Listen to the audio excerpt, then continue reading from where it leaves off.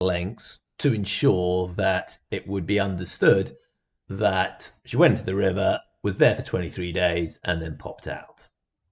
It's just so painfully transparent. But that entire sideshow just falls away now because, as we're going to go through, it's just all theatre from day one. The only straight shooters, those that will have been unaware of what was actually happening, in my opinion, would be the likes of the Coast Guard, the likes of Lancashire Fire and Rescue Service, and certainly at the time, the bulk of Lancashire Constabulary, I call them ordinary police officers, working the case, which in my opinion would have had no idea whatsoever. It being overseen and controlled by just the very few who are in the know. Um, but as time has gone on, um, yeah, I guess not so many are wishing to speak out for want of self-interest and maintaining their jobs, which is quite a familiar story across quite a few industries if you put your mind to it. Okay, so I'll kick off now with the actual blog. Friday, the 27th of January 2023, she was never there. This is the equivalent first post to that from May 2023 that definitively outlined the staged performance that took place the 18th and 19th of February. However, this time it all starts with an entirely different set of stage actors, no overlap, directed by the same establishment producers, all of whom play their small role on behalf of the largest conglomerates from the entertainment industry. A film production no different then to the big budget Hollywood movies made to capture the audience's attention.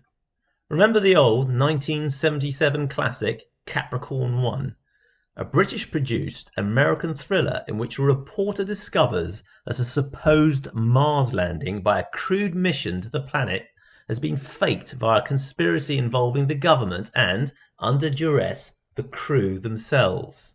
I include here a picture of the advert for the film from the IMDb website, and it has the caption at the top. Would you be shocked to find out that the greatest moment of our recent history may not have happened at all? Oh, they are constantly laughing at everyone. If you've never watched the actual interview, there's a press interview that Armstrong, Aldrin, and Collins gave. I think it was how many weeks after the supposed moon landing. You got to look it up and watch it. How how delighted do they look? Anyway, there's little difference between these scripted shows, a different genre of production, that is all. The greatest shock will come to those that are so entirely dependent on the system that to learn that their personal paradigm is but a lens created for them as part of the indoctrination process since birth by the establishment is too great a revelation to process. Introduction. For skillful misdirection, look no further than the most adept gatekeeper of them all. The anonymous Michaela Lanier, also known as Mickey, that makes up as part of a small team based out of the US that mistakenly believed they'd be successful in this becoming just one in a long list of productions that fool the public once again. The truth is always in plain sight, and it can be illuminating to revisit the very content of blogs that started appearing as soon as the sham inquest had concluded.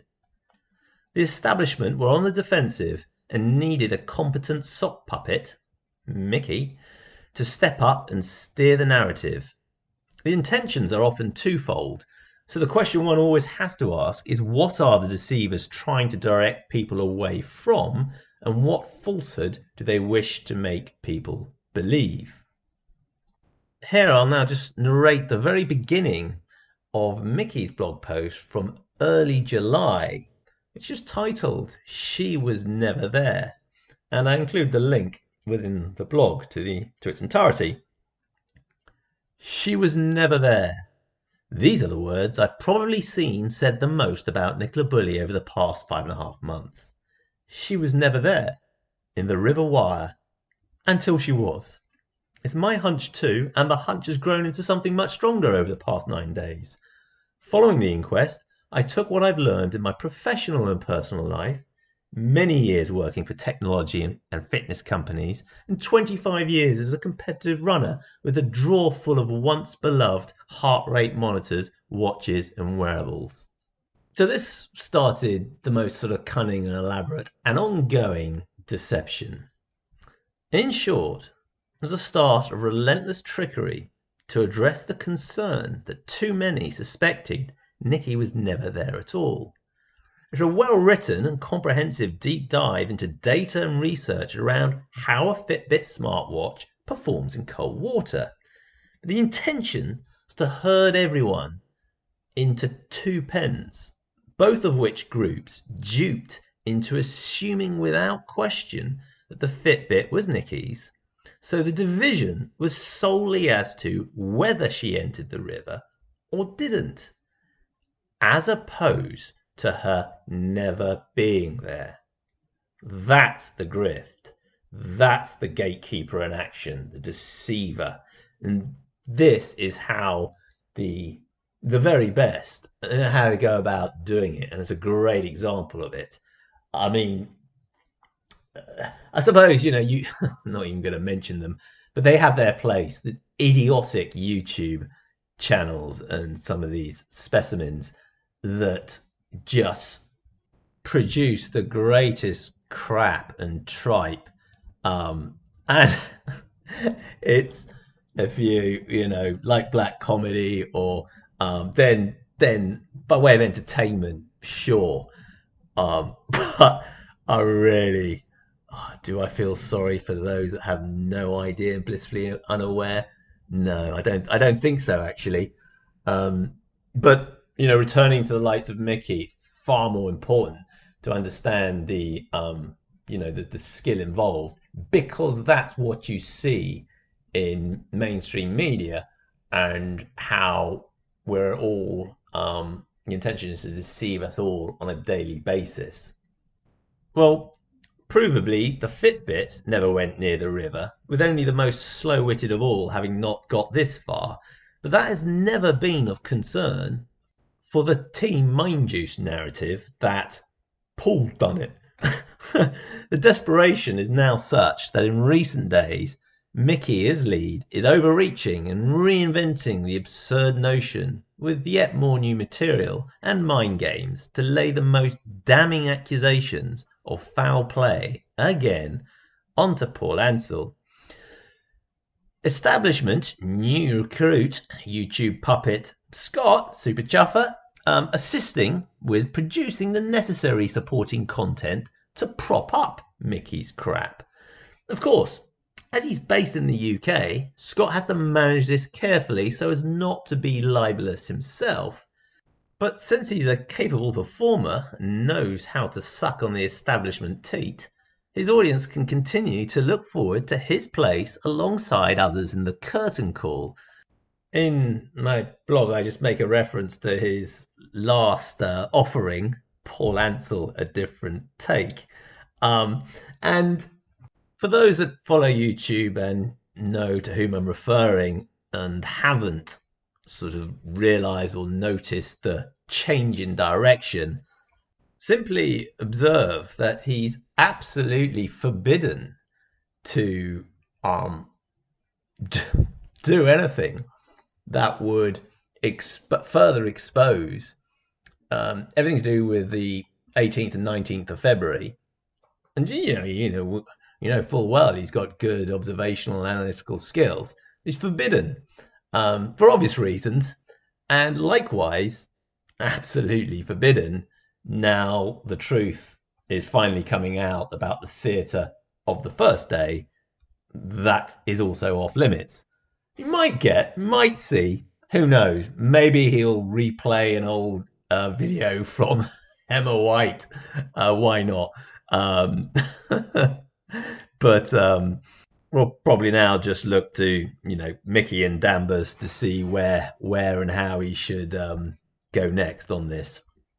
In any event, from the very beginning, my attempts have been consistent to counter all libelous misinformation as regards Paul Ansell, who is but one of many role players, however, in my opinion, is among the very few that does not come out of this arrangement well at all. And he's also a victim, by virtue of his daughters being without their mother. So never fall for the gatekeepers that strive to manipulate and bamboozle. The purpose is to keep the spotlight away from duplicitous, self-serving stooges who do need to be exposed and face public opinion. The anonymous agent, Mickey, part of the lead team based in the US, also authored and published an open letter surrounding Fitbit research data to Ben Wallace and the Independent Office for Police Conduct on the 7th of July 2023. Ever since the summer, the close-knit team have kept the misinformation campaign alive with a mix of intelligent and subtle misdirection as well as deployment of controlled, useful idiots with their cabaret acts. Their charade has well and truly hit the rocks. Digital data. Assume this image to be a genuine Strava screenshot that it is, courtesy of a Garmin smartwatch. So if you've seen the blog, it's so Strava, I think hopefully everyone knows what that is. It's a sort of, no matter what fitness device, you can upload it and it sort of shows you your route and all sorts of other information is available. So I've included a screenshot which relates to a walk that I went for a walk, and I gave more background on that last Saturday. The only information provided in the limited format of the screenshot is the outline of the route that are covered on foot. So by way of background, having a prior commitment to be in Sheffield all day Sunday, it provided an opportunity to go via St Michael's on Wyre and pay my respects at the church on the Saturday. Obviously, this was the anniversary of the date Nicky disappeared. Now, the original intention was to have a spot of lunch at the Grapes pub, but as you're going to come to understand, it was decidedly necessary to get the hell out of Dodge before the pub had opened for business at 12 noon. However, I did subsequently have a nice burger in Bolton instead, so all wasn't lost as I continued on my journey. So back to the Strava screenshot, which is a walk of a little over 5 miles. That started about 8:35 in the morning. It ended up being a touch longer than planned, but this being due to the first time that I've ever been hunted by police officers, which I'll explain in a moment. So this being 2 officers, paid for by the taxpayer, deployed that morning to act as private security to happy campers who'd arranged to gather in the fields. A private gathering away from prying eyes, oh yes. Now who could have guessed that such a motley crew had pre-arranged to meet up in the fields between 9:30 and 11 o'clock that very morning? Was it a reenactment? Was it a ritual? Anyway, the point I included the screenshot in the blog is to of my walk is to demonstrate that my exact movements can be evidenced as I was wearing a Garmin smartwatch that tracks location via the Iridium satellite network. And I did a little over 10,000 steps as it happened. Now, much has been written on the Fitbit smartwatch in relation to this particular case. But here's the rub. Someone other than Nikki was wearing it. And this was all part of the well-planned ruse. Nikki was never there. Before talking about Saturday, a little more on the gatekeepers and how really they ought to just put the shovel down. To build on the last post and to provide a flavour for just how transparent the grifters can be. So, especially in relation to Willow. So Fortune23, known deceiver, who place tactical posts and banners during the Truth Grinders spurious live acts on YouTube.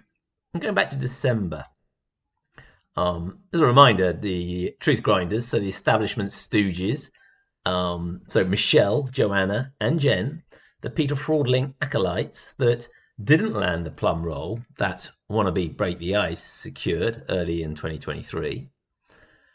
Though unbeknown to anyone until now, however, their place in the inner circle will be further revealed shortly. So one of Fortune23's sort of posts that was displayed across the screen, sort of totally out of context, just there to sort of affect the audience subconsciously, read as follows.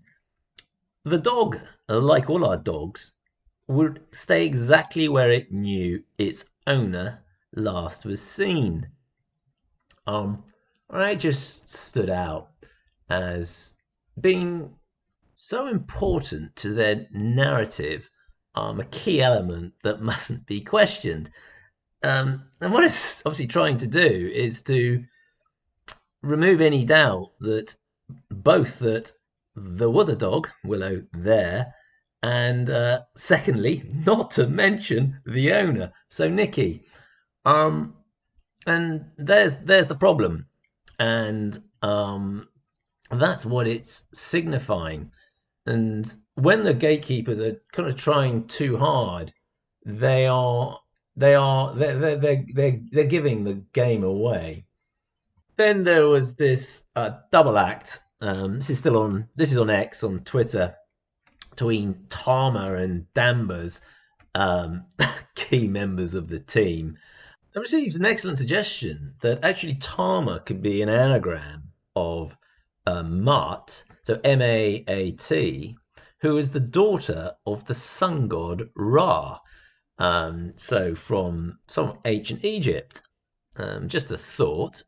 But anyway, the exchange with Danvers was this one, where Tama posts why the charade of others checking the identity of Willow, and then with Danvers sort of replying straight to that, Willow had to be there, as Nicola Bulley would never leave her. She was like their third child.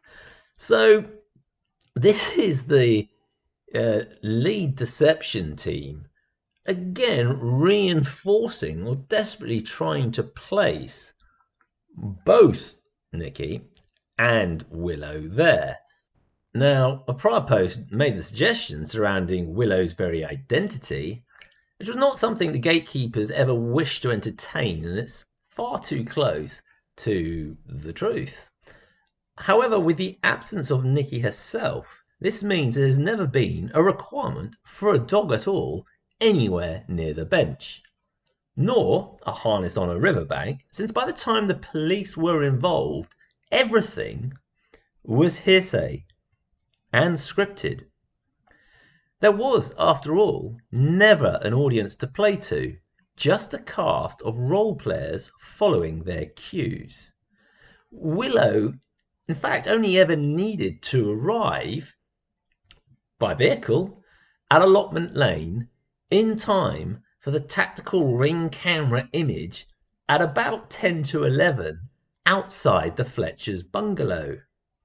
So just hold the thought for a moment as to the implications of this, as it's going to become clear.